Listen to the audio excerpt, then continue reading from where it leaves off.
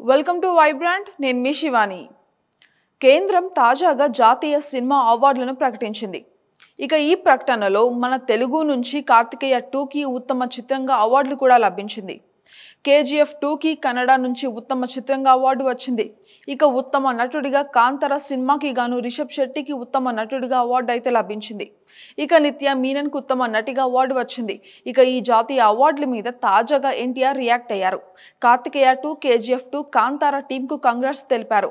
ఈ మేరకు ఎన్టీఆర్ వేసిన ట్వీట్ వైరల్ అవుతుంది. చందు మొండేటి, నిఖిల్కు కంగ్రాట్స్. ఉత్తమ తెలుగు చిత్రంగా ఎంపికైన కార్తికేయ 2 టీంకు కంగ్రాట్స్. జాతీయ అవార్డు గ్రహీతలందరికీ all the best. Prashanth Neel, Yash, KGF టీంకు కంగ్రాట్స్. కాంతారాకు ఉత్తమ నటుడు రావడం ఎంతో ఆనందంగా ఉంది. రిషబ్ శెట్టి దానికి అర్హుడే.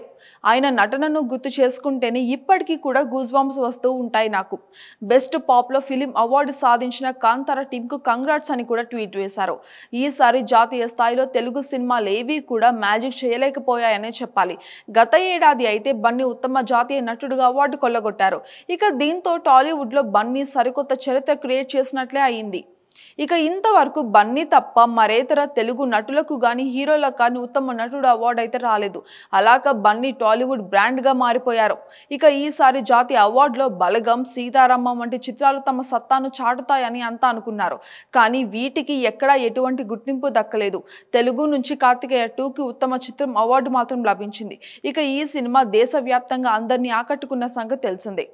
నిఖిల్ ఈ దెబ్బతో పాన్ ఇండియా వైడ్గా కూడా మార్కెట్ సంపాదించుకున్నాడు. For more updates, subscribe to Vibrant.